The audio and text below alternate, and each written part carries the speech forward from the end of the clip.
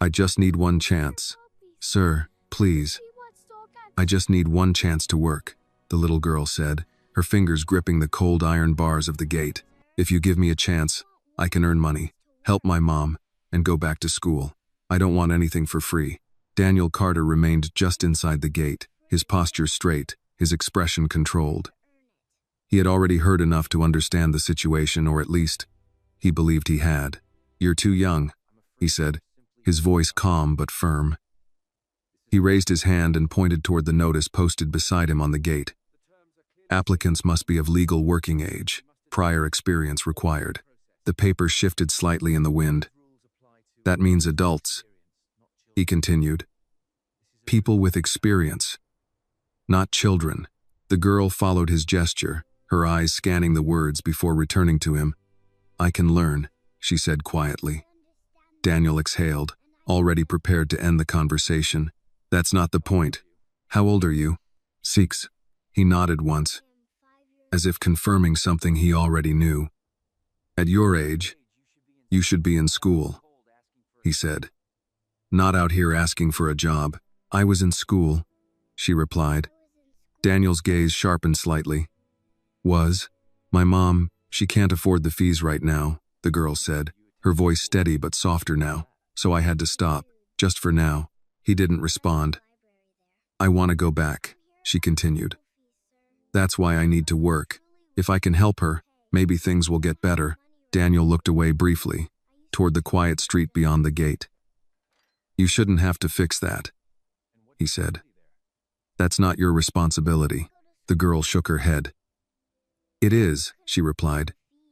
She's been trying for a long time. A pause. Then slowly she added, she used to have a job, a good one. Daniel's eyes returned to her. She worked for a company, the girl continued. A big one. She said the boss was strict, but fair. She trusted him. Something in Daniel's chest tightened just slightly. But the company went bankrupt, the girl said. Everything closed.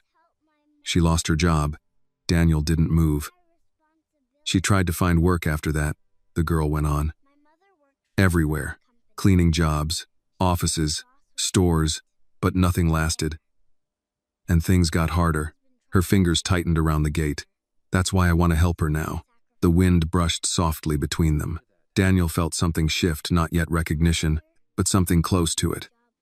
What company? He asked. The question came out quicker than he intended. The girl blinked, a little surprised. Carter Tech Solutions, she said. That was the name. Daniel's expression changed, not dramatically, not in a way most people would notice, but something behind his eyes tightened, sharpened. That's, he began, then stopped. His company. The one he had built. The one he had lost. Years ago, he took a step closer to the gate. What did you say your mother's name is? He asked, his voice lower now, more focused. The girl hesitated for a moment, then answered. Lena Brooks. Daniel froze. The name hit harder than anything else she had said. Lena Brooks. He hadn't heard it in years. Not since the day everything had collapsed. Not since employees had packed up their desks, one by one, carrying their lives out of a building that had once meant something. And Lena. She hadn't been just another employee. She had stayed longer than most, worked harder than most, believed longer than most. Daniel's hand tightened slightly at his side. You're her daughter? He asked. The girl nodded. Yes. Behind him, footsteps approached. Daniel? His wife's voice came again, as she stepped closer, concern in her tone. What is it? He didn't answer right away. His gaze was still fixed on the girl. She said her mother worked at Carter Tech, Emily said softly, having caught enough of the conversation to understand. Daniel nodded once. Lena Brooks, he said. Emily's expression changed immediately. Oh, she breathed. I remember that name. The wind moved gently, stirring the edges of the hiring notice on the gate. Daniel looked back at the girl Annie, 6 years old, standing in the cold, asking for a chance, not knowing she had just reopened a door he had kept closed for years. You said she's still nearby? Daniel asked. Annie nodded. Yes, sir. We moved a few times, but we live close now. Daniel's mind was already moving, piecing things together, connecting timelines he had long stopped thinking about. How long have you been out of school? He asked. A few weeks, Annie answered. Just until we can pay again. Daniel glanced at the notice on the gate. Then back at her. Emily watched him carefully. What are you thinking? She asked quietly. Daniel didn't answer immediately. He looked at Annie once more, really looked this time. Then, slowly, Daniel reached up and removed the hiring notice from the gate. The paper crinkled softly in his hand. Annie's eyes widened slightly. Daniel looked down at her. You're right about one thing, he said. She waited. You don't need charity. Then, come inside, Daniel said. His voice was calm, but different now. Let's talk about that chance. Daniel Carter did not speak again until the door closed behind them. The warmth of the house wrapped around Annie almost instantly, a stark contrast to the biting cold she had just stepped out of. The floors were polished dark wood, the air faintly scented with coffee and something freshly baked. It was the kind of home that felt quiet not because it was empty but because everything in it had a place. And nothing was out of order. Annie stood just inside the entryway, unsure where to go, her boots leaving small patches of melted snow on the floor. It's all right, Emily said gently, stepping forward. You can come in. Annie nodded, carefully wiping her feet against the mat as best as she could before stepping further inside. Her movements were cautious, measured as if she had already decided she must not disturb anything. Sit, he said, gesturing toward a chair near the dining table. Annie hesitated, then climbed onto the edge of the seat, her back straight, her hands folded in her lap. Emily disappeared briefly into the kitchen and returned with a small bowl of warm oatmeal and a glass of milk. She placed them gently in front of Annie. You should eat something, she said.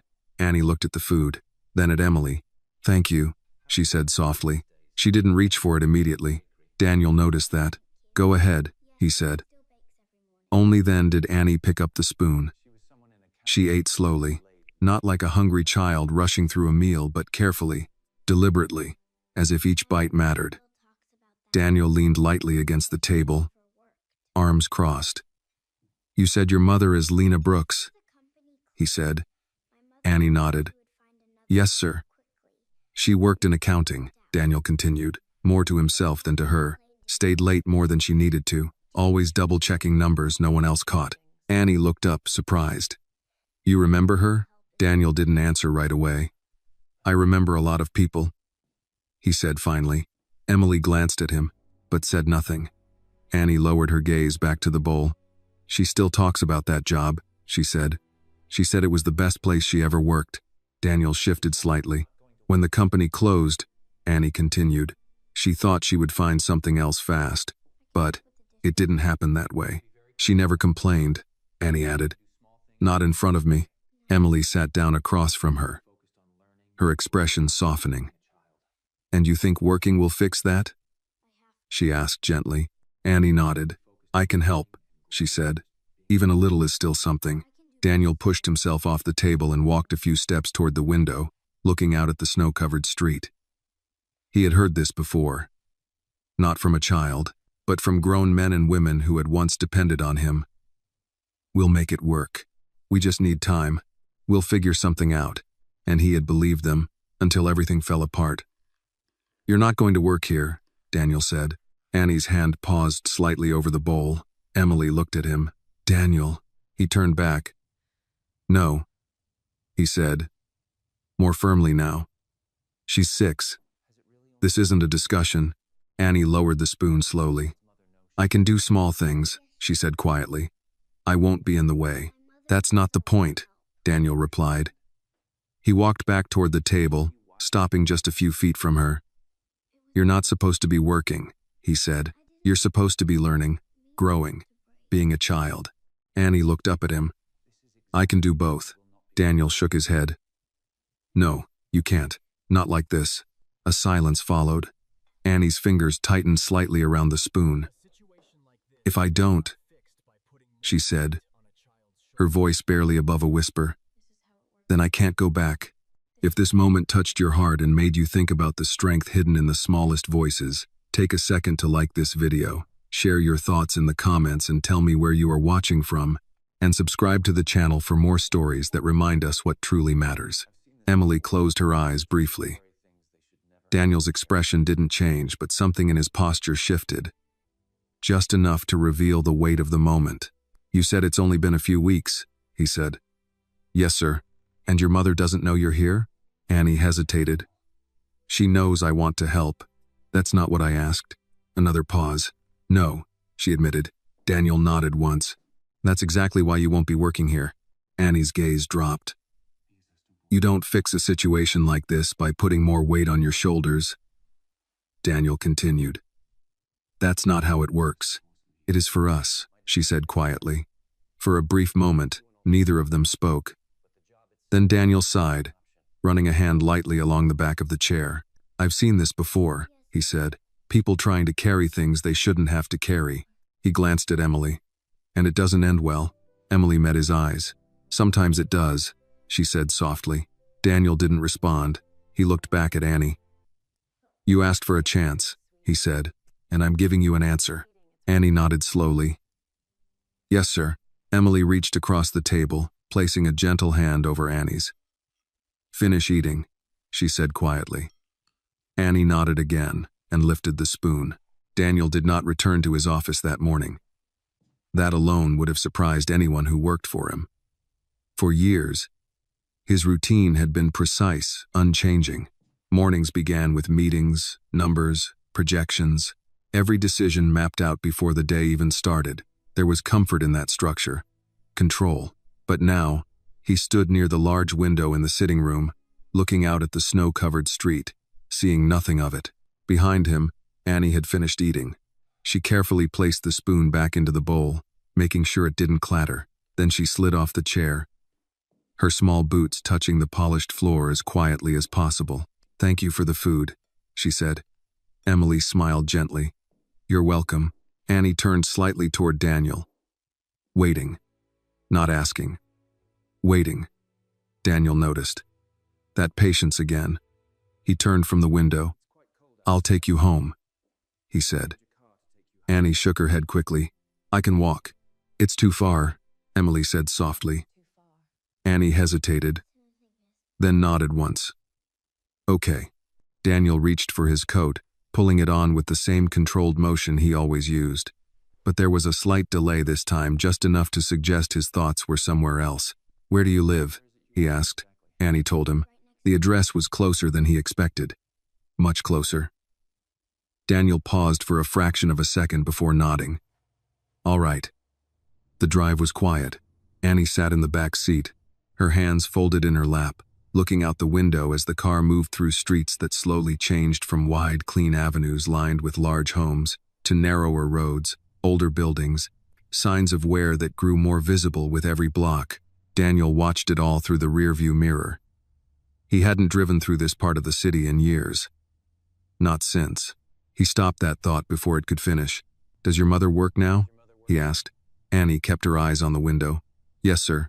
"What does she do?" "She cleans offices, sometimes houses, whatever she can find." Daniel nodded slowly. "And she doesn't know you came to see me?" "No, sir." Another pause. "She wouldn't like it," Annie added quietly. Daniel didn't ask why. He already knew. The car slowed. As they reached a small apartment building, the paint on the exterior had faded, and the steps leading up to the entrance showed signs of years of use. Not broken, but worn. "This is it," Annie said. The driver pulled to a stop. Daniel stepped out first, the cold air returning sharply around him. He walked around the car and opened the back door. Annie climbed out carefully. "Thank you for the ride," she said. Daniel looked at the building, then at her. "You shouldn't go around asking strangers for work," he said. Annie nodded. "I know." "Then why did you?" She hesitated, then answered honestly. "Because I ran out of options." The words landed without weight. No drama, just truth. Daniel studied her for a moment longer. Then he looked toward the building again. "Go inside," he said. Annie nodded. But before she turned, she stopped. Sir? Daniel waited. I meant what I said, she added. About working. I know, he replied. She held his gaze for a second longer. Then she turned and walked toward the building, her small figure moving steadily up the worn steps and through the door. Daniel didn't leave right away. He stood there, looking at the entrance long after it had closed behind her. Something about it didn't sit right. Not the building, not the neighborhood, but the distance. How had they ended up this close? Without him ever knowing. Mr. Carter? The driver called gently. Daniel turned, then got back into the car. Office? The driver asked. Daniel paused, then shook his head. No. He looked back at the building one last time. Take me to the old site. The driver didn't question it. The car pulled away, leaving the quiet street behind. It took less than 15 minutes. The building that had once housed Carter Tech Solutions still stood but barely resembled what it had been. The glass exterior had been replaced in parts, signage removed, the name gone as if it had never existed. Time had moved on. Daniel stepped out of the car slowly. For a moment, he just stood there. This place had once been everything. Long nights, big ideas, people who believed in something they were building together, and then, gone. He walked toward the entrance, his shoes echoing faintly against the pavement. Inside, the lobby had changed. Different colors, different layout, different people, but memory had a way of filling in what reality erased. He could still see it. Desks lined in rows, voices overlapping. Lena Brooks sitting at the far end, papers spread neatly in front of her, always the last one to leave. He remembered the day things started falling apart, the meetings, the decisions, the moment he realized he couldn't hold it together anymore, and the people who paid the price for that. Daniel's jaw tightened. He turned away and walked back outside. The cold hit him again, but this time, he didn't seem to notice, because something had shifted. Not in the world, in him. That little girl hadn't asked for money. She hadn't asked for pity. She had asked for something far more difficult. A chance. And he had said no. Daniel looked back at the building one last time, then reached into his coat pocket and pulled out his phone. He scrolled through his contacts briefly, then stopped. A name. One he hadn't called in years. He pressed it. The line rang. Once. Twice. Then, hello? Daniel didn't speak immediately. But when he did, his voice was steady. I need you to find someone, he said. A pause on the other end. Who? Daniel looked out across the street, his gaze distant. Lena Brooks. Another pause. That name sounds familiar. It should, Daniel replied quietly. She used to work for me. The wind moved lightly around him. And I think, he added, it's time I found out what happened after I stopped looking. He ended the call. Then stood there, still for a moment. Because for the first time in years, Daniel Carter wasn't thinking about what he had built. He was thinking about what he had left behind. And somewhere, in a small apartment not far from where he stood, a 6-year-old girl was still trying to earn her way back to school. Without knowing that her story had just reopened his, Daniel didn't go home that afternoon. He stayed in the car longer than usual, watching the city pass by through the tinted window, as if he were seeing it for the first time. Buildings he had helped shape, streets he had driven 1,000 times without noticing, lives moving forward quietly, steadily without him ever needing to look too closely. But now he was looking. And once you started seeing, it was hard to stop. Mr. Carter, his driver said carefully, glancing at him through the mirror. Where to next? Daniel didn't answer immediately. His phone rested in his hand, the call he had made earlier still lingering in his mind. He hadn't reached out like that in years. Not to revisit the past, not to reopen doors that had taken so much effort to close. But Annie's voice had changed something. Not loudly, not dramatically, just enough. Take me back to the house, Daniel said finally.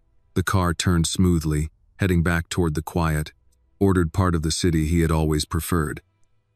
When he stepped inside, the warmth felt different than it had that morning. Not comforting, just still. Emily was in the living room, seated near the window with a book resting in her lap, though it was clear she hadn't been reading. She looked up as he entered. "You didn't go to the office," she said. It wasn't a question. Daniel removed his coat slowly. "No." She studied him for a moment. "That's new." He didn't respond. Emily closed the book and set it aside. "Did you take her home?" "Yes." "And?" Daniel walked past her, stopping near the fireplace. The flames moved softly behind the glass, steady and controlled like everything else in the house. "She lives 10 minutes from here," he said. Emily frowned slightly. "That close?" He nodded. Silence settled between them for a moment. "She told me about her mother," Daniel added. Emily's expression shifted. "And?" "Lena Brooks." Emily inhaled sharply. "Oh." She leaned back slightly, processing it. "I remember her," she said. "She was loyal, quiet, always working." Daniel nodded. "She stayed when others left," he said. "Longer than she should have." Emily looked at him carefully. "And then?" Daniel's jaw tightened just slightly. "Then the company collapsed." The words were simple, but they carried years behind them. Emily didn't interrupt. "She lost her job," Daniel continued. "And I never followed up, never checked what happened to her after that." He paused. "I told myself there were too many people, too many situations, that I couldn't fix everything."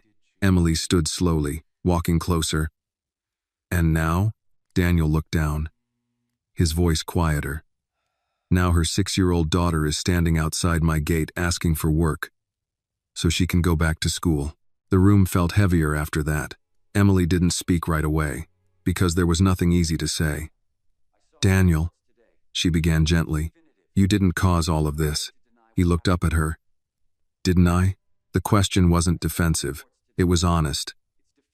Emily held his gaze. "You didn't choose for the company to fail," she said. "You didn't choose for people to struggle afterward." "No," Daniel replied, "but I chose not to look back." That landed. Emily lowered her eyes briefly. There it was. Not guilt, responsibility. And those two things were not the same. The sound of a phone vibrating broke the silence. Daniel reached into his pocket and pulled it out. A message. He read it quickly. Then again. Emily watched him. "What is it?" Daniel didn't answer immediately. He walked toward the window, staring out at the fading light of the afternoon. "She moved 3 times in the past 4 years, he said. "Short-term jobs, no stable income, no support system." Emily closed her eyes briefly. "And Annie?" "Out of school for 3 weeks, Daniel replied. "Fees unpaid." The words were factual, precise. But something underneath them had changed. Emily stepped closer. "So what are you going to do?" Daniel didn't answer. Not right away. Because for the first time in a long time, this wasn't about strategy, or profit, or risk. This was about something far more complicated. Choice. "I already told her no," he said. Emily nodded. "I know." But she didn't argue, he added. Emily looked at him again. "No," she said softly. She didn't seem like the kind who would. Daniel turned from the window. "She accepted it," he said. Like she's used to hearing it. That bothered him more than he expected. Because no 6-year-old should sound like that. Emily folded her arms gently. "She's not asking for help," she said. "She's asking for dignity." Daniel's gaze sharpened slightly. That word. Dignity. It lingered. "She doesn't want to owe anyone," he said. Emily nodded. "Then don't make her feel like she does." The room fell quiet again. Daniel walked slowly toward his desk, resting his hand against the edge of it. For years, every decision he made had been calculated, measured, predictable. But this wasn't something you could solve with numbers. "You said before," Emily continued carefully, "that you've seen this situation too many times." Daniel didn't look up. "I have." "And how many of those times," she asked, "did you actually stop and look this closely?" That question stayed in the air. Daniel didn't answer. Because he knew the truth. Not many. Maybe none.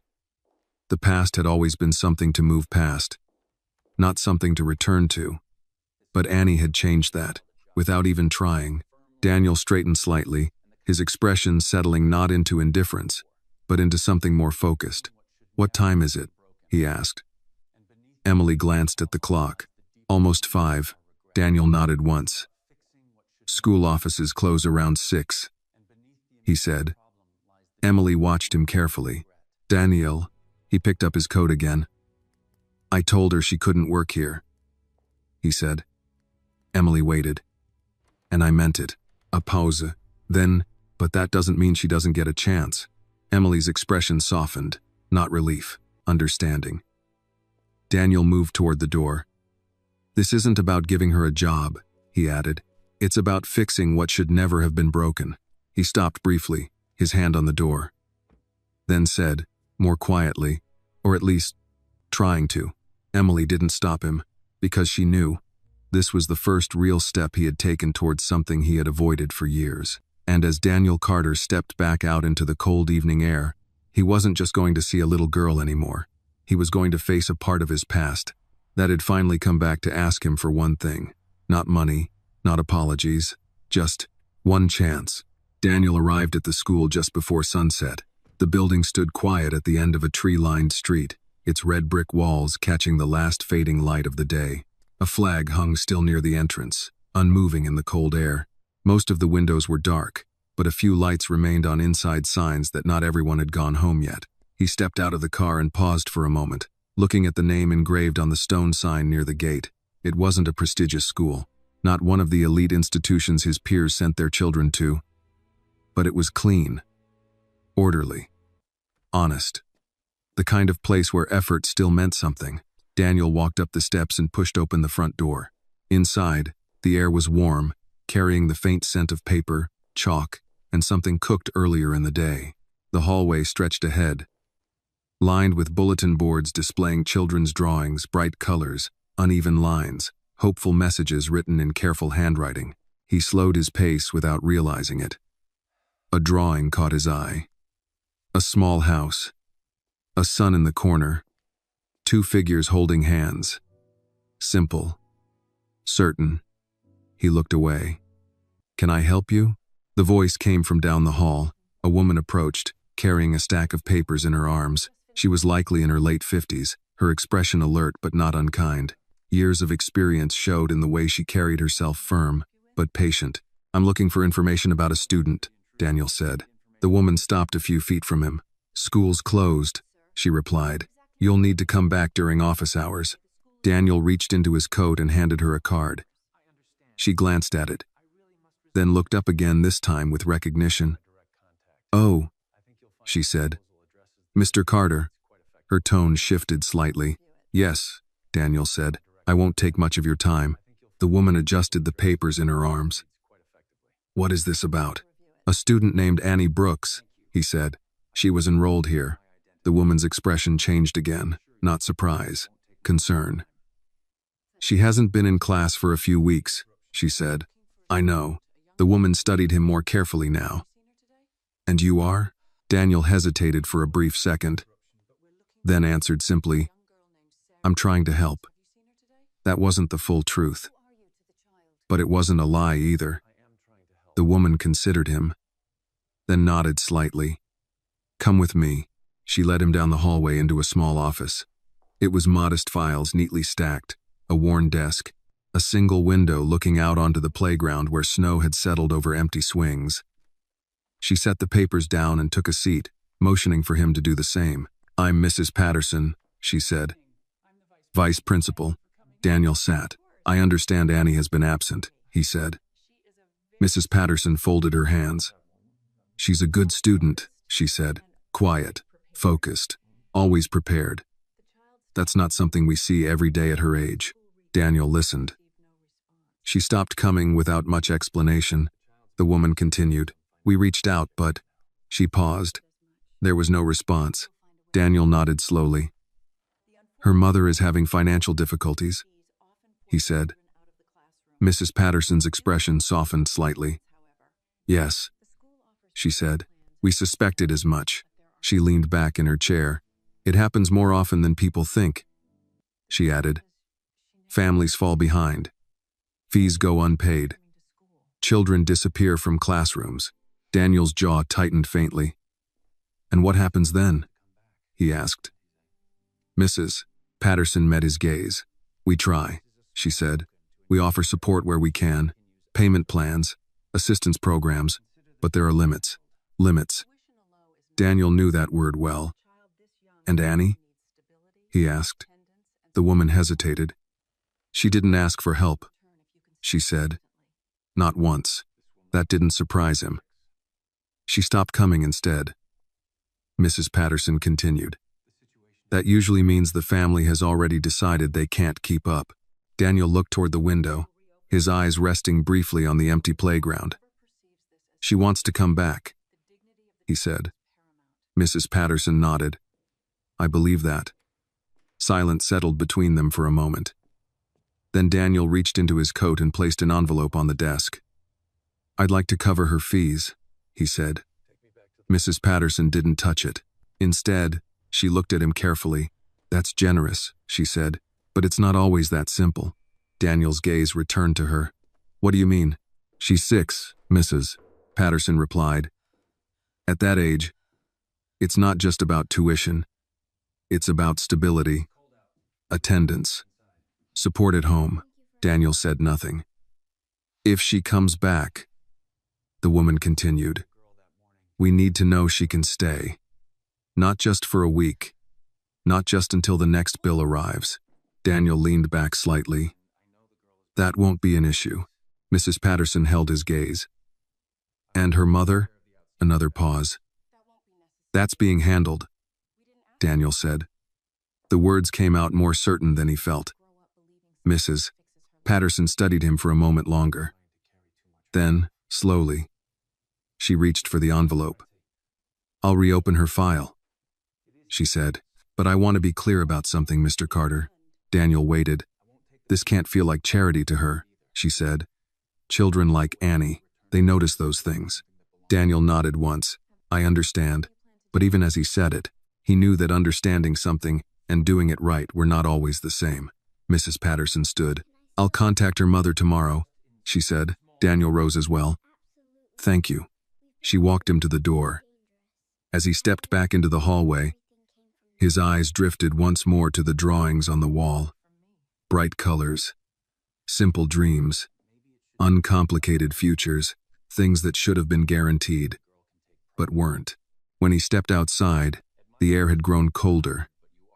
The sky had darkened, and the first streetlights flickered on. Daniel paused at the top of the steps, looking out across the quiet street. He had taken the first step, paid the fees, opened the door. But something still didn't sit right. Because deep down, he knew Annie wouldn't see it the way he did, not as help, not as opportunity, but as something she hadn't asked for. And if he wasn't careful, he would lose her trust before he ever truly earned it. Daniel stepped into the car. Home? The driver asked. Daniel looked out the window, his expression distant. No, he said quietly. Take me back to her, because this time, he wasn't just going to fix the problem. He was going to do it the right way. Daniel arrived just as the hallway lights inside the apartment building flickered on. Evening had settled fully now.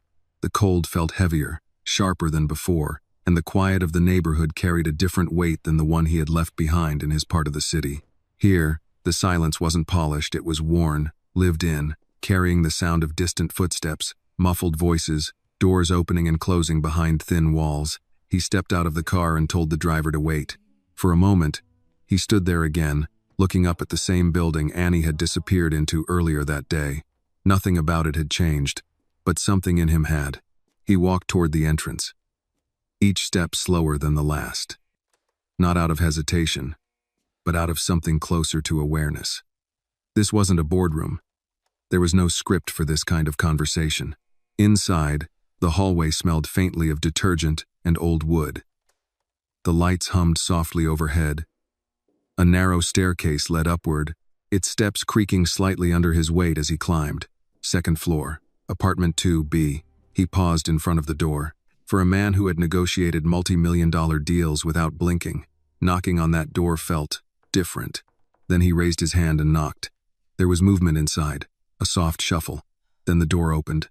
The woman standing there froze. She looked older than he remembered, not in a way that spoke of time alone, but of weight carried over years. Her hair was pulled back simply, her clothes clean but worn, and her eyes, they recognized him instantly. "Mr. Carter?" Her voice was barely above a whisper. Daniel held her gaze. "Lena."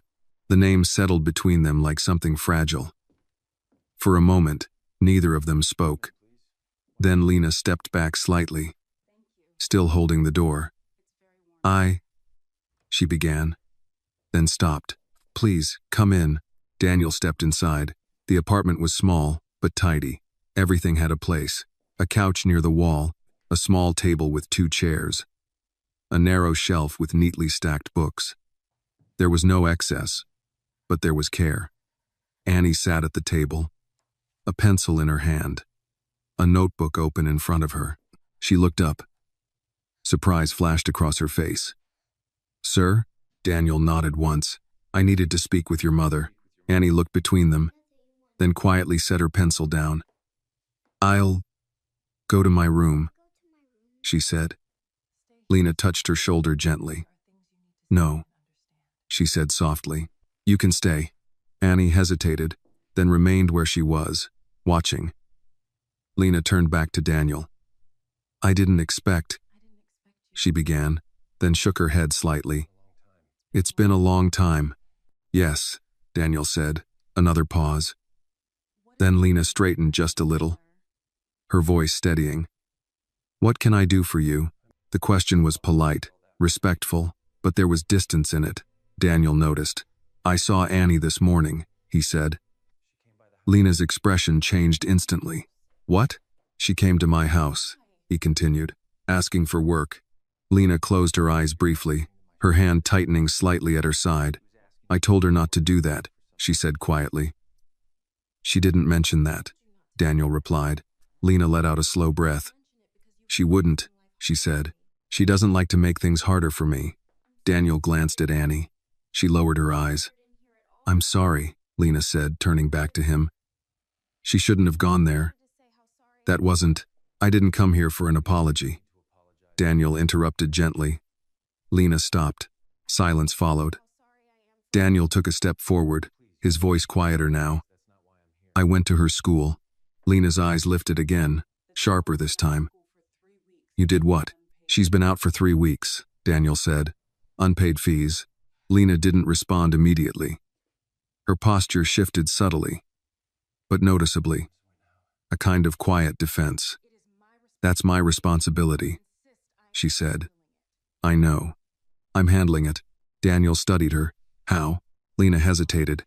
"I'll figure it out," she said. The words were familiar, too familiar. Daniel had heard them before. From her, from others, from himself. "I've already covered the fees," he said. The room went still. Annie looked up. Lena didn't move.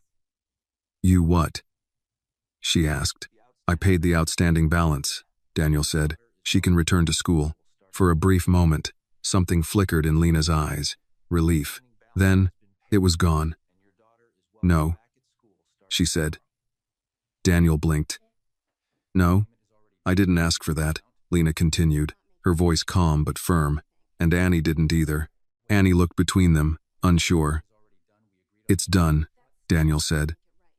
"That doesn't make it right," Lena replied. The tension in the room shifted. Not anger. Not exactly. Something deeper. Daniel frowned slightly. "She deserves to be in school." "She does," Lena agreed. "But not like that." Daniel's expression hardened just a fraction. "What does that mean?" "It means," Lena said, choosing her words carefully, "that I won't have my daughter thinking she needs someone else to fix her life." Daniel looked at Annie again. "She already believes that she has to fix it herself," he said. Lena didn't deny it. "That's because she sees me trying," Lena replied, not giving up. A silence followed. Annie sat very still, listening, learning. Daniel stepped closer. "This isn't charity," he said. Lena met his gaze. "Then, what is it?" Daniel paused, because the answer mattered. "It's a chance," he said. Lena's expression didn't change.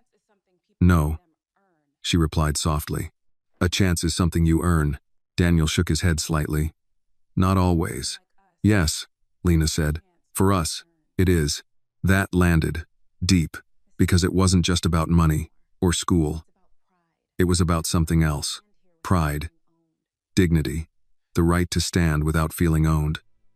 Daniel looked at Annie. She was watching him carefully, not hopeful, not afraid, just waiting.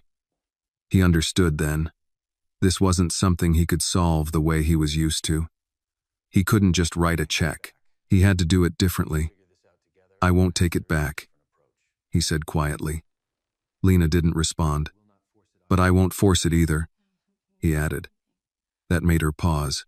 "What does that mean?" she asked. Daniel looked at Annie, then back at Lena. "It means she goes back to school," he said, "but not because I paid for it." Lena frowned slightly. "Then how?" Daniel took a breath. "We figure out a way," he said. "That makes it hers." Silence settled again. But this time, it felt different. Not closed, not final, open. For the first time since he had walked through the door, Lena didn't push back immediately, and Annie, for the first time, looked at him with something new in her eyes. Not trust, not yet, but maybe, the beginning of it. Daniel didn't leave immediately. The apartment remained quiet after his last words.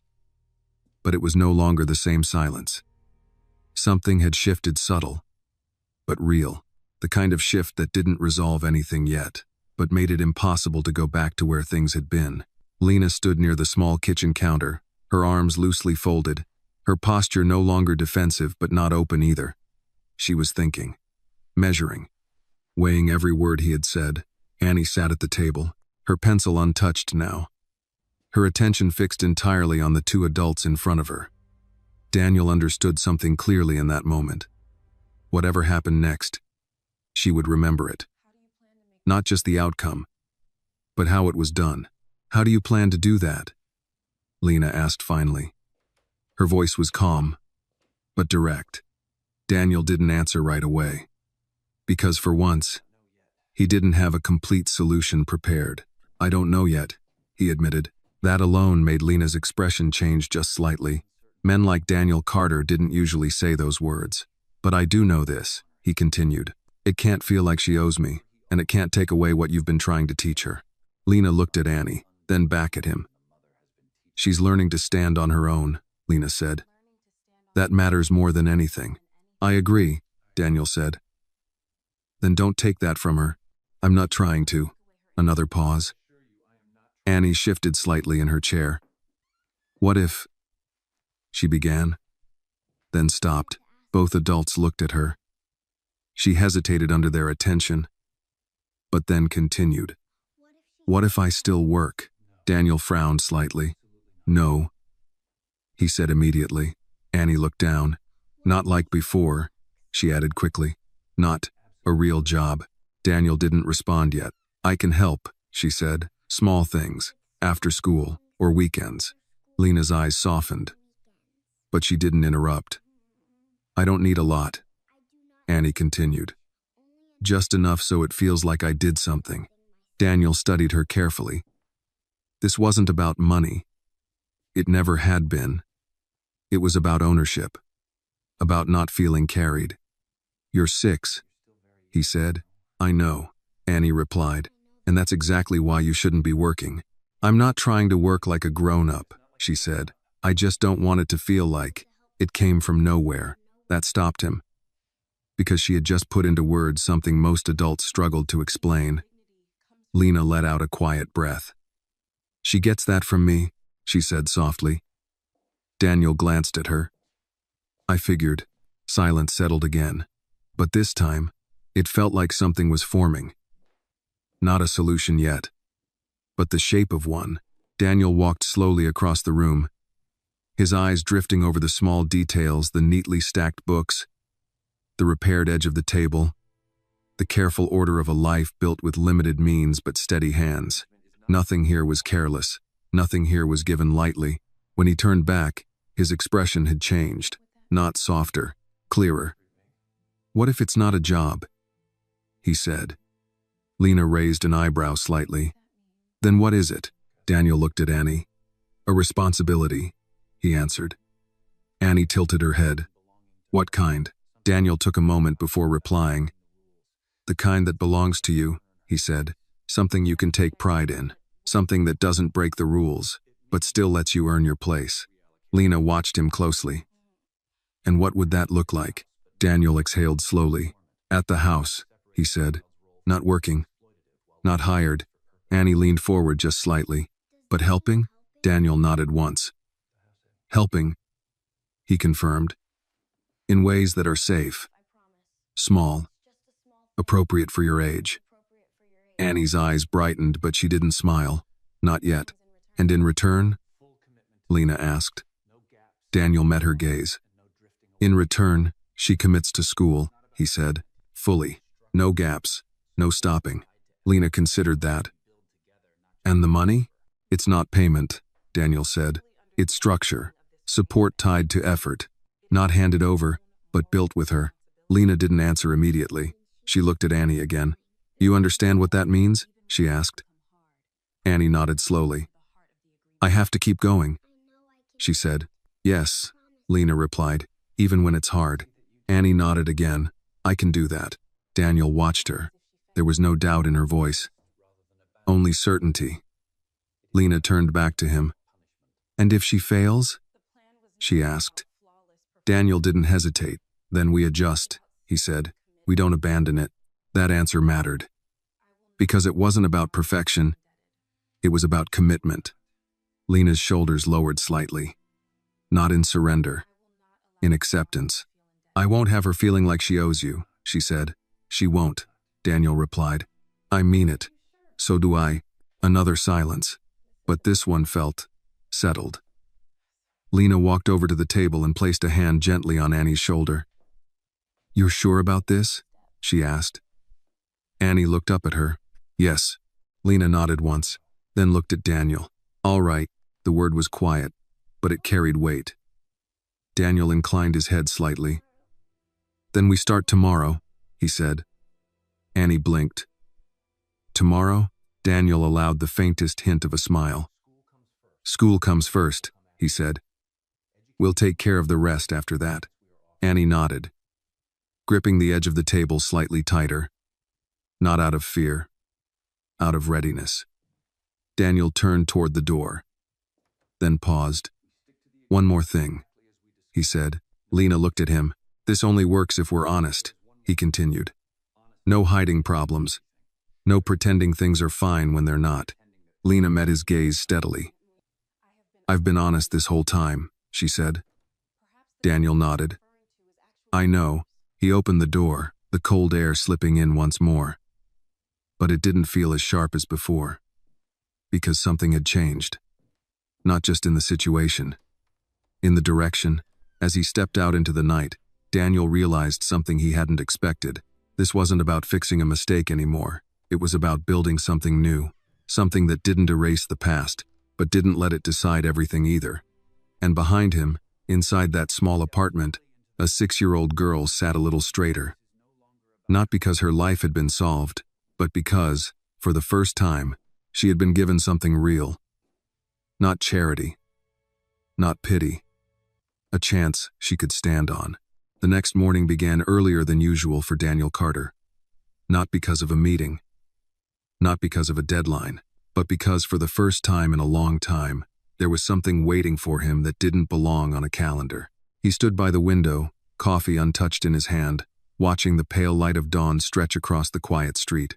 The snow from the night before had settled into a smooth, untouched surface again, clean, undisturbed, like a blank page. Behind him, Emily entered the room. "You're up early," she said gently. Daniel didn't turn right away. "I have somewhere to be," he replied. Emily studied him for a moment. "Not the office?" "No." That alone told her enough. She walked closer. resting her hand lightly on the back of a chair. "You're thinking about her?" Daniel finally turned. "Yes." Emily nodded slightly. "She'll remember today," she said. Daniel held her gaze. "I know, and that was exactly why he couldn't approach it the way he approached everything else. No shortcuts, no assumptions, no control disguised as help. Just clarity." By the time the car pulled up in front of the apartment building, the sun had risen fully, casting a pale winter light across the street. Annie was already outside. She stood near the entrance, a small backpack slung over her shoulders, her hands tucked into the sleeves of her coat to keep warm. She wasn't moving around to stay warm. She wasn't fidgeting. She was waiting. Daniel stepped out of the car. "You're early," he said. Annie nodded. "I didn't want to be late." "For what?" "For the chance." The answer came simply. Daniel studied her for a moment, then gave a small nod. "Good." Lena stepped out behind her, pulling her coat tighter around herself. "I'll walk her to school," she said. Daniel shook his head. "I'll take her." Lena hesitated. "That's not necessary." "It's not about necessity," Daniel replied. "It's about starting this the right way." Lena looked at Annie. Annie looked back. Then Lena nodded once. Annie walked toward the car. But before getting in, she turned back to her mother. "I'll be back after school," she said. "I know," Lena replied softly. "Then I'll go there." Lena understood what she meant. "After school," she confirmed. "Not before." Annie nodded. "Yes, ma'am." That mattered. Daniel noticed. Respect. Structure. Not forced. Taught. The drive to the school was quiet, but not uncomfortable. Annie sat in the back, her backpack resting neatly on her lap. She didn't look out the window this time. She looked forward, focused. "You know what today is?" Daniel asked after a while. "My first day back," Annie answered. "That's part of it." She tilted her head slightly. "What else?" Daniel glanced at her through the mirror.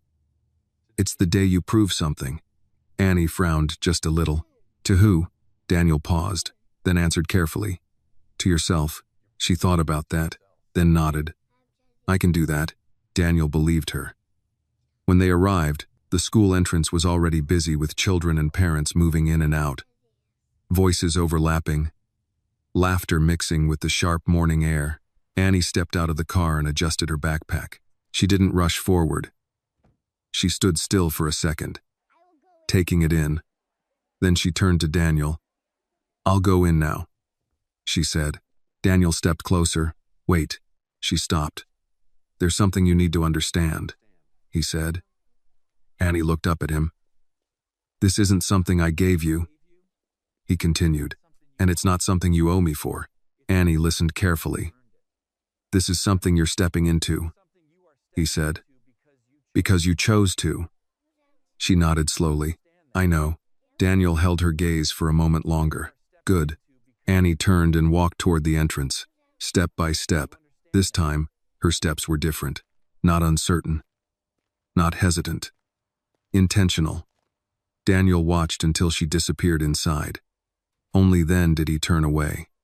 But instead of getting back into the car, he stayed, watching the doors, watching the flow of people, because something about this moment felt important. Not big, not dramatic, but real. And real things mattered more than anything he had built. The school doors opened again a few minutes later. A teacher stepped out briefly, scanning the crowd, then disappeared back inside. Life moved on, as it always did, but Daniel didn't leave. Not yet, because he knew this was only the first step, and the harder part hadn't even begun. Later that afternoon, when the school day ended, Annie walked out with the other children. But she didn't run, didn't rush. She walked with the same steady pace she had shown the day before. Daniel was waiting near the curb. She spotted him almost immediately, and this time, she smiled. Not wide, not carefree, but real. "I stayed the whole day," she said. Daniel nodded. "I expected that." Annie shifted her backpack slightly. "I didn't forget anything," she added. "And I answered questions." Daniel allowed the faintest hint of approval to show. Good. She looked up at him. So, now what? Daniel glanced toward the car. Now, he said, we begin the second part.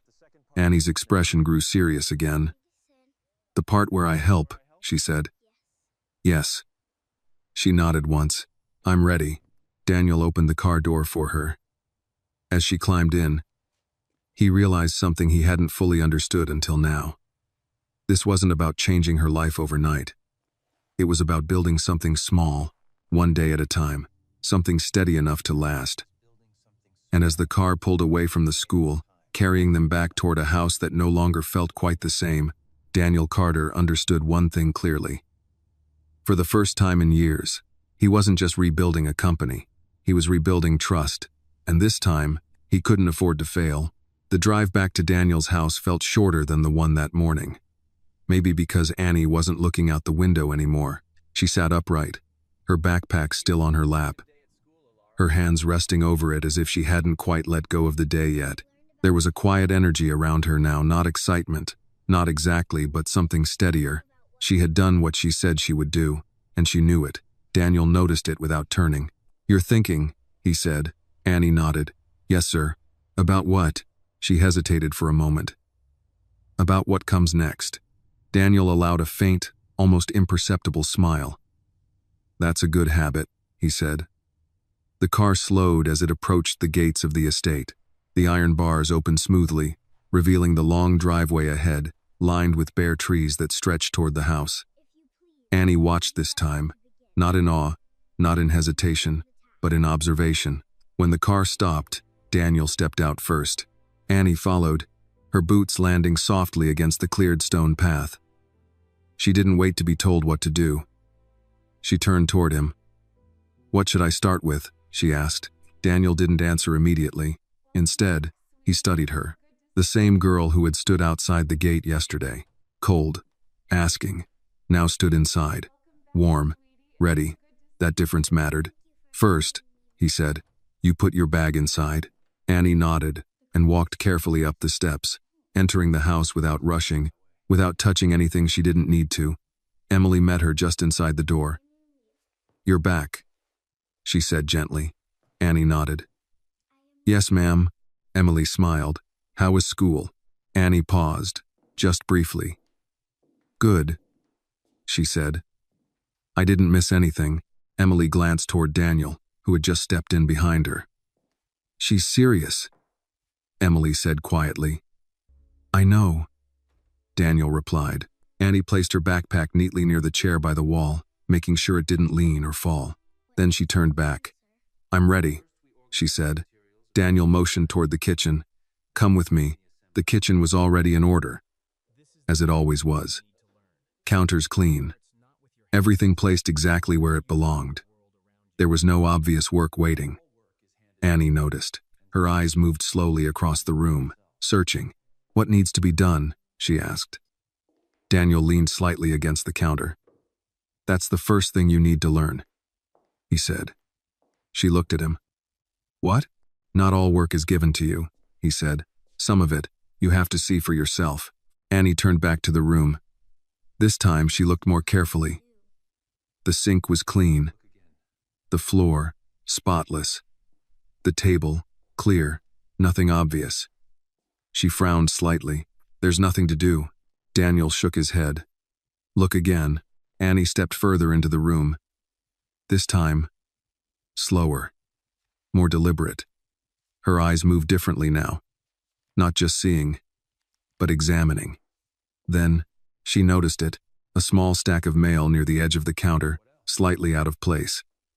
Not messy, just not aligned. She walked over and adjusted it, straightening the edges carefully. Then, she stepped back. Daniel watched. What else? He asked. Annie glanced around again. A dish towel hanging slightly uneven. She fixed it. A chair not pushed in all the way. She corrected it. Small things, but intentional. When she was done, she turned back to him. That's all I see. Daniel nodded once. That's enough for today.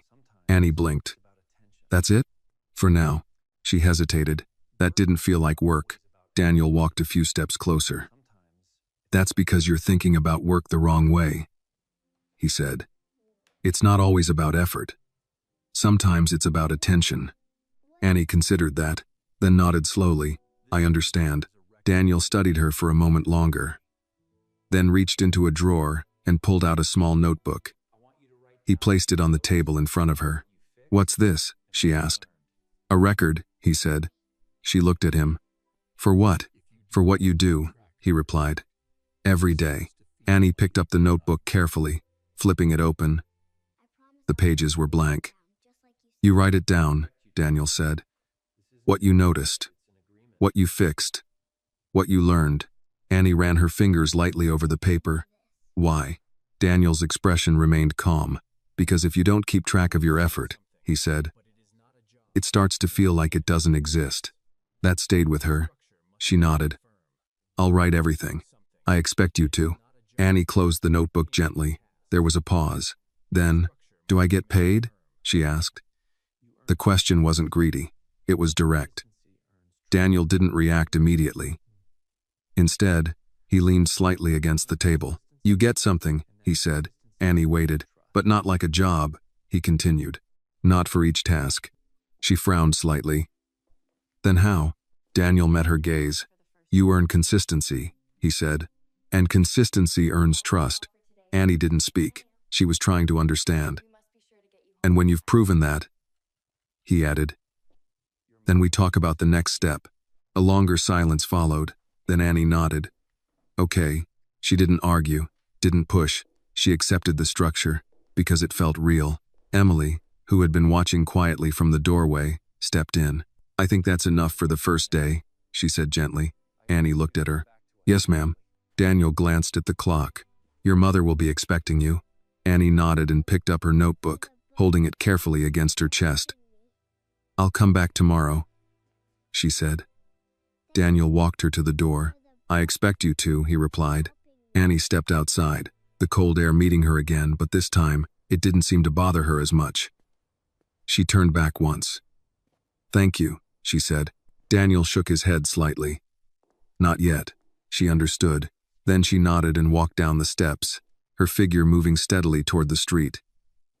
Daniel remained at the doorway, watching her go. Emily stepped beside him. She's different, she said quietly. Daniel didn't take his eyes off Annie. Yes, not like the others you mentioned. Daniel finally looked away. No, he said. Then after a pause, she never asked for easy. The door closed softly behind them. And inside the house, something subtle had begun to take shape. Not a transaction, not a favor, but a foundation. One that would either hold or break, depending on what came next. The next day, Annie arrived even earlier. The sky was still pale, the sun only beginning to rise, casting a soft gray-blue light over the quiet street. Frost clung to the edges of the iron gate, and her breath formed small clouds in the cold air as she stood waiting. But this time, she wasn't outside the gate. She stood just inside it. Daniel noticed immediately. When his car pulled up, he didn't step out right away. He watched her through the window for a moment. Same coat, same small frame, but her posture had changed. Yesterday, she had stood there asking. Today, she stood there ready. He stepped out. You're earlier than yesterday, he said. Annie nodded. I wrote everything down, she said, holding up the small notebook. Daniel glanced at it. You brought it with you? Yes, sir. Why? Annie hesitated, then answered carefully. So, I don't forget what I did. Daniel gave a small nod. Good. He opened the gate fully and motioned her in. Come on. Inside, the house was quiet. Too quiet. Emily had already left for the morning, and the usual rhythm of the house hadn't started yet. It gave the place a different feeling, less structured, more open. Annie noticed. Her eyes moved across the room, taking in the small changes. What should I do today? She asked. Daniel didn't answer immediately. Instead, he walked past her, into the main living area. Follow me. She did. He stopped near a large bookshelf along the wall. It was filled with neatly arranged volumes: business, history, finance, biographies, everything placed with precision, except one section. A few books slightly out of alignment. Not messy, but noticeable. Daniel gestured toward it. "What do you see?" Annie stepped closer. She didn't rush, didn't reach out immediately. She looked carefully. "The books aren't straight," she said. Daniel nodded. "What else?" Annie leaned in slightly. "One is pushed back further than the others." "Fix it." She reached up, adjusting the books gently, making sure each one aligned evenly with the rest. Then she stepped back. Daniel watched her, not the movement, the care behind it. "What did you learn yesterday?" he asked. Annie thought for a moment. "That work isn't always big," she said. "Sometimes it's small things, but you have to notice them." Daniel nodded once. "Good." Annie looked at the shelf again, then at him. "What else?" Daniel walked slowly across the room. "That's the second thing you need to learn," he said. She followed him with her eyes. "What?" "You don't wait for someone to tell you every step." Annie didn't speak. She turned again. This time her attention moved differently. The edge of a rug slightly folded. She crouched and smoothed it out. A cushion not centered. She adjusted it. A glass on the table, left just slightly off its coaster. She corrected it. Each movement was small, precise, intentional. Daniel stood back, watching in silence. Because this was not about the house. It was about how she saw the world. When she finished, she stood still for a moment, then walked back to the table and opened her notebook. She wrote something down. Daniel stepped closer. "What did you write?" Annie read quietly from the page. "I looked longer today." Daniel didn't say anything, but something in that sentence stayed with him. Longer. Not harder. Not faster. Just longer. Emily had been right. This wasn't about teaching her to work. It was about not breaking what she already had. "Annie." She looked up. "Yes, sir." Daniel pulled out a chair and sat down across from her. "There's something you need to understand before we go further." She closed the notebook and listened. "This only works if you're honest," he said. "Not just with me, with yourself." Annie nodded. "I am. That means if you don't understand something, you say it." "I will. And if you're tired, you say that too." She hesitated, then nodded again. "Yes, sir." Daniel leaned back slightly. "You don't have to prove everything every day." Annie frowned just a little. "But I want to." "I know." There was no resistance in his voice. Just clarity. "And that's exactly why you have to be careful," he added. Annie looked at him, unsure. "Careful of what?" Daniel paused, then answered in a way he hadn't expected to. Turning effort into pressure. Annie didn't fully understand, but she listened. "If you push yourself too hard," he continued, "you stop learning. You start trying to survive instead." That word, survive, it lingered, because Annie knew what that felt like. She lowered her eyes slightly. "I won't do that," she said. Daniel studied her, then shook his head gently. "You might," he said, "and when you do, that's when you tell me." Annie nodded slowly. "Okay." A quiet moment passed. Then, "Can I ask something?" she said. Daniel gestured for her to continue. "Why are you doing this?" The question was simple, but it carried weight. Daniel didn't answer immediately. He looked at the room, the house, then back at her. "Because I didn't before," he said. Annie frowned. "Didn't what?" "Pay attention," he replied. She considered that, then nodded, as if that was enough. Because for her, it was. Daniel stood. "That's enough for today." Annie blinked. "Already? You have school," he reminded her. She quickly closed her notebook and stood up. "Yes, sir." As they walked toward the door, Annie glanced back once. At the room. At the small things she had fixed. At the space she had touched, not as a worker, but as someone who was learning to belong in it. Daniel noticed. "Remember?" he said, opening the door. Annie looked up. "This isn't about the house." She nodded. "I know. It's about you." She stepped outside, the cold air meeting her again. But this time, it didn't slow her down. As she walked toward the waiting car, notebook held tightly in her hands, Daniel remained at the doorway, watching, thinking. Because something had become clear. This wasn't just changing her, it was changing him. And for the first time in years, that didn't feel like a loss. It felt like something he should have done a long time ago. That afternoon, something changed. Not in the house, not in the routine, but in Annie. When Daniel picked her up from school, she didn't speak right away. She climbed into the car, placed her notebook on her lap, and sat quietly, more thoughtful than the day before. Daniel noticed it in the rearview mirror. "You're thinking again," he said. Annie nodded. "Yes, sir." "About what this time?" She hesitated longer than usual. "About what you said." Daniel waited. "About not turning effort into pressure." That made him shift slightly in his seat. "And?" he asked. Annie looked down at her notebook. "I think I've been doing that." Daniel didn't interrupt. "At school today," she continued, "I kept trying to do everything right. Not just good, but perfect." Her fingers tightened slightly around the edge of the notebook. "And when I couldn't answer something fast, I felt like I was already behind." Daniel watched her carefully. "That's not learning," he said quietly. "I know," Annie replied. "It felt like I was trying not to fall." The words landed harder than she intended. Because they were honest. Daniel looked out the window for a moment, then back at her reflection. "You don't have to earn your place every second," he said. Annie didn't respond, not because she disagreed, but because she wasn't sure how to believe it yet.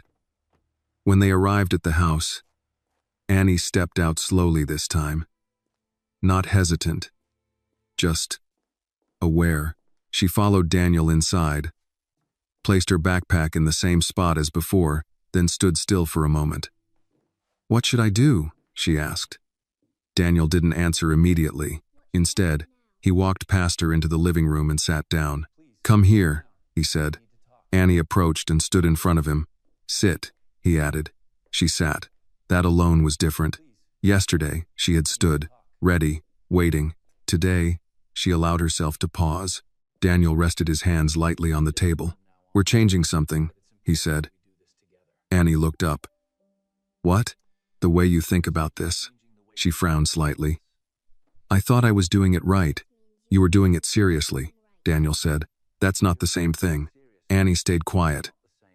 "Tell me what you wrote today," he said. She opened her notebook and flipped to the latest page. "I wrote," she began slowly. "I tried not to make mistakes." Daniel nodded. "And what should it say?" Annie hesitated. "I don't know." Daniel leaned forward slightly. "It should say what you learned," he said, "not what you avoided." Annie looked down at the page again. Then, slowly, she picked up her pencil. She erased a line and wrote something new. Daniel didn't interrupt. When she finished, she turned the notebook toward him. "I wrote," she said. "I didn't understand everything, but I kept going." Daniel read it, then nodded once. "That's better." Annie looked at the words again. Something about them felt different, lighter, not easier, but possible. Daniel stood. "Now," he said, "we go back to the house." Annie blinked. "We're already here." Daniel shook his head slightly. "I mean the work." She understood. This time, when she stood up, she didn't rush ahead. She walked, slowly, looking, not searching for mistakes, just observing. The same room, the same objects, but her eyes were different now. She paused near the window. The curtain wasn't wrong, but the sunlight coming through it felt uneven. She adjusted it slightly, then stepped back. Daniel watched. "What did you see?" he asked. Annie thought for a moment. "Not something wrong," she said, "just something that could be better." Daniel didn't respond immediately. Because that was the shift. Not fixing problems, improving things. She moved again. A stack of magazines on the table, not messy, but not aligned. She straightened them, then stopped, not looking for more, not forcing it, just stopping. Daniel walked closer. "That's enough," he said. Annie looked up. "You're not going to tell me to keep going?" "No." She frowned slightly. "Why?" Daniel met her gaze. "Because you already did what you needed to do." Annie looked around the room, then back at him. "And, if I stop too soon? Then you learn that next time." She thought about that, then nodded. "Okay." A quiet settled between them. Not empty, not tense, just steady. Emily entered the room, watching them both. "She looks different today," she said softly. Daniel didn't look away from Annie. "She is." Emily smiled faintly. "What changed?" Daniel paused, then answered simply. "She stopped trying to prove something." Annie heard that.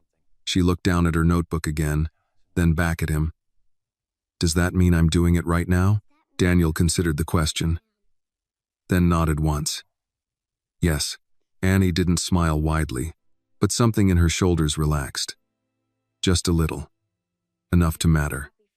Later, as she prepared to leave, she held her notebook a little differently. Not tightly, not like something fragile, but like something that belonged to her. At the door, she paused. "Sir?" Daniel looked at her. "Yes?" She hesitated, then asked, "Did you always know how to do this?" The question caught him off guard. "No," he said. Annie tilted her head. "Then how did you learn?" Daniel looked at her for a long moment, then answered honestly, "I didn't." She blinked. "Not until now." Annie thought about that, then nodded, as if that made sense. Because maybe it did. She stepped outside, the cold air meeting her again. But she didn't brace against it this time.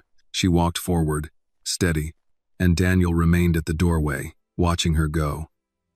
Not because he was unsure anymore, but because he understood something clearly now. This wasn't about teaching her how to work. It was about learning how not to take away what she already had. The next few days settled into a rhythm. Not the kind Daniel was used to, structured, timed, optimized, but something quieter. Something that grew without being forced. Annie arrived each afternoon after school. Not early, not late, on time. That alone meant something to Daniel. Consistency, he had learned, was one of the rarest forms of discipline. On the fourth day, the sky had turned overcast again, the kind of gray that made the afternoon feel heavier than it should. Annie stepped through the gate with her usual steady pace, her notebook tucked under her arm, her backpack resting neatly against her back. Daniel was already waiting. Not by accident. "You didn't rush today," he said as she approached. Annie shook her head. "I finished everything first," she replied. "Then I left." Daniel nodded. "And how was school?" Annie thought for a moment. "I didn't understand math," she said. Daniel raised an eyebrow slightly. "And?" "I asked for help." That made him pause. "And how did that feel?" Annie hesitated. "Not easy. But you did it anyway." She nodded. "Yes, sir." Daniel studied her for a moment longer. That mattered more than anything she had fixed in the house. "Good," he said. Inside, the house felt warmer than usual, though nothing had changed. The same quiet order, the same careful arrangement of everything in its place. Annie stepped in and removed her coat, folding it more carefully than necessary before placing it on the chair. Then she turned, waiting, but not in the same way as before. This time, there was no urgency, no need to prove, just readiness. "What do you see today?" Daniel asked. Annie didn't answer immediately. She walked slowly into the living room, paused, looked, not scanning, not searching, seeing. Her eyes moved from the window to the table, then to the far corner near the bookshelf. She stepped toward it. A small plant sat there, its leaves slightly drooping, not dying, but not thriving. She touched one of the leaves gently. "This needs water," she said. Daniel watched her. "Why do you think that?" "The soil looks dry," Annie replied. And the leaves aren't straight. Daniel nodded once. Go ahead. She walked into the kitchen, filled a small glass halfway, then returned and poured it carefully into the plant. Not too much. Not rushed. Then she stepped back. That's enough, she said. Daniel didn't correct her, because it was. She turned slightly. There's more, she added. Daniel didn't move. She walked toward the table. A book lay open, face down. Not wrong, but careless. She picked it up, closed it gently, and placed it back neatly. Then she stopped, not forcing another task, not filling silence, just stopping. Daniel stepped closer. What did you notice? He asked. Annie thought for a moment. That things don't always look broken, she said. But they still need care. Daniel's expression shifted slightly, because that wasn't something you taught a 6-year-old. That was something life had already shown her. Emily entered quietly from the hallway, watching them both. She's learning faster than most adults, she said softly. Daniel didn't disagree. Annie walked back to the table and opened her notebook. She wrote slowly, carefully, then paused. She looked at the page, then added one more line. Daniel stepped closer. What did you write today? Annie turned the notebook toward him. I wrote, she said. I didn't rush. I looked until I understood. Daniel read it, then nodded once. That's progress. Annie looked at the words again. This time she didn't question them, because she felt it. The difference. Later, as they sat for a short break, Emily placed a small plate of sandwiches on the table. Eat, she said gently. Annie nodded. Thank you, ma'am. She ate slower now than the first day. Not because she was less hungry, but because she no longer felt like she had to hold on to everything at once. Daniel watched quietly, then asked, What do you want to be? Annie looked up. The question surprised her. I don't know yet, she said. That's all right, she thought for a moment. But I know I want to learn, she added. Daniel nodded. That's a good place to start. Annie hesitated, then asked, What did you want to be? Daniel leaned back slightly. For a moment, he didn't answer, because the truth had changed over time. I wanted to build something, he said finally. Did you? Yes. Annie tilted her head. Then why do you look like you're still thinking about it? The question was simple, but it landed. Daniel looked at her, really looked, then gave a small, quiet answer. Because building something doesn't mean you understand it. Annie didn't fully understand that, but she didn't need to. Not yet. The moment passed. Later, as Annie prepared to leave, she stood by the door, holding her notebook again, not tightly, just naturally. Sir? She said. Daniel looked at her. Yes? I think I understand something now.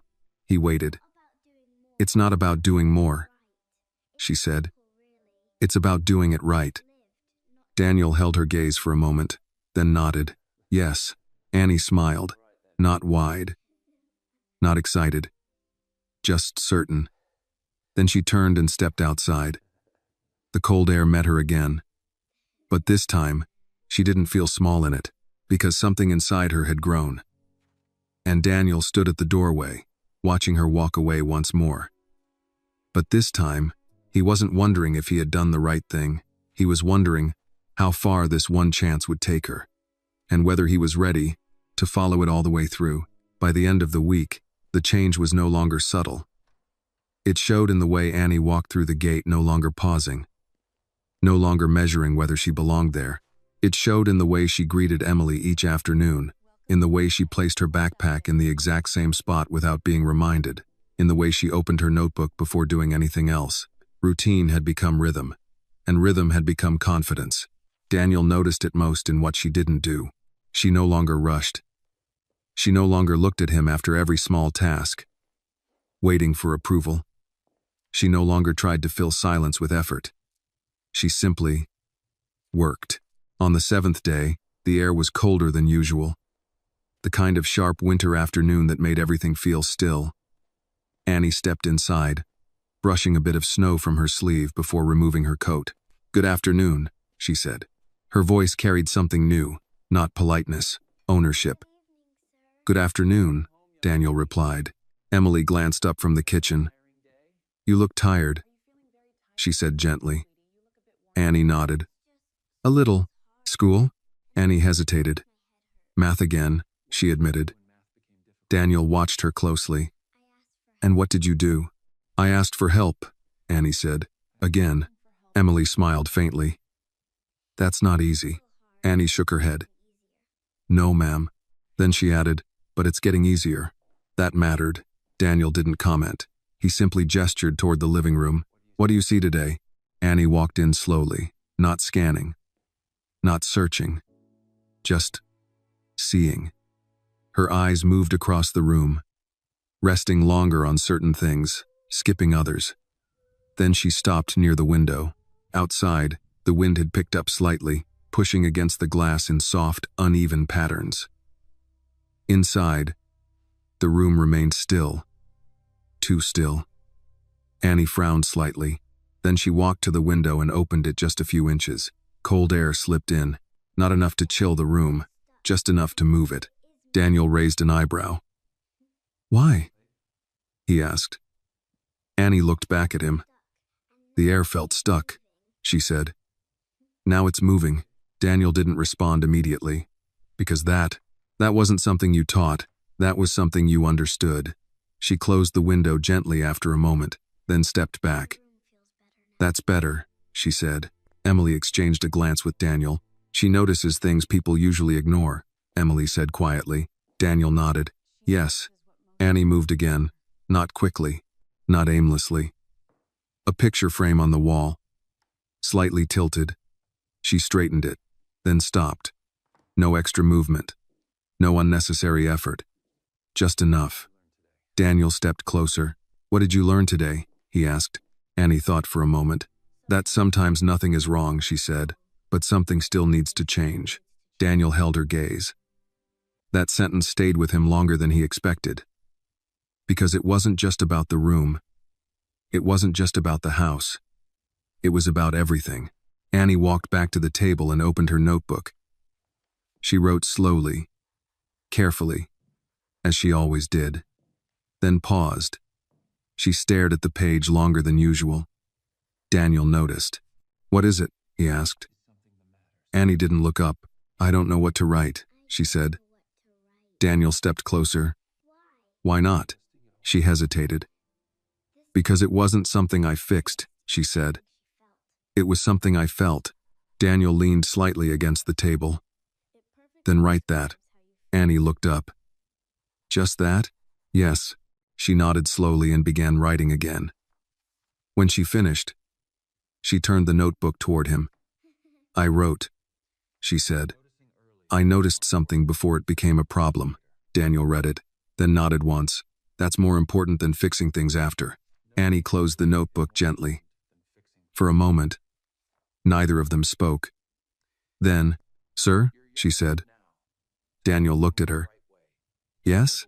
Annie hesitated, then asked, "Do you still think I'm too young?" The question was quiet, but it carried weight. Daniel didn't answer right away, because the answer had changed. "You are," he said finally. Annie's eyes lowered slightly. "But not in the way I thought," he added. She looked up again. "What do you mean?" Daniel considered his words carefully. "You're young enough to learn this the right way," he said. "Before the world teaches you the wrong way." Annie didn't fully understand, but she felt something in it. She nodded. "Okay." Emily stepped closer, placing a hand lightly on Annie's shoulder. "You've done enough for today," she said. Annie nodded. "Yes, ma'am." She picked up her notebook, holding it against her chest as she walked toward the door.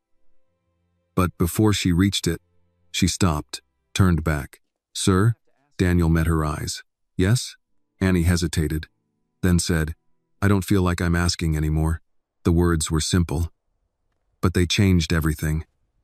Daniel looked at her. Really looked. Then gave a small, quiet answer. "You're not." Annie nodded once. Not smiling, not celebrating, just knowing. She turned and stepped outside. The wind was stronger now, colder, pushing against her coat as she walked down the steps. But she didn't slow down, because she wasn't standing outside a gate anymore. She was walking forward, and Daniel remained at the doorway, watching her go. But this time, he wasn't thinking about the past. He wasn't thinking about what he had lost. He was thinking about something else, something he hadn't allowed himself to consider in years. Not recovery, not correction, but growth. Because somewhere along the way, without him noticing, a 6-year-old girl had stopped being someone he needed to help, and had become someone who was changing how he saw everything. The first snow of the following week came quietly. It started sometime before dawn, drifting down in soft, steady layers that covered the streets, the rooftops, and the long driveway leading up to Daniel Carter's house. By the time morning arrived, the world outside looked untouched clean in a way that made everything feel still, as if time itself had slowed. Daniel stood by the window again. But this time, he wasn't just looking, he was thinking. Not about meetings, not about numbers, but about patterns. The kind that didn't show up in reports. The kind that revealed themselves slowly through people, through choices, through moments that didn't seem important until they were. Behind him, Emily stepped into the room. "She'll still come," she said softly. Daniel didn't turn. "I know," and she did. Right on time. Annie appeared at the gate, her small figure moving through the snow with careful, steady steps. Her boots left a trail behind her, but she didn't look back at it. She never did. Daniel watched as she reached the door and stepped inside, brushing the snow from her coat before removing it. "Good afternoon," she said.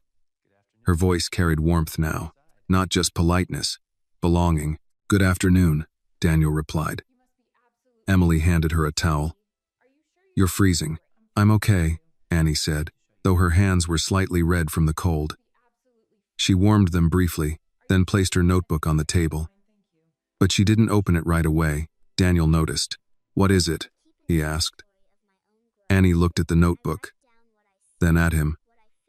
"I was thinking," she said. Daniel waited. "I don't want to write the same things anymore." That caught his attention. "What do you mean?"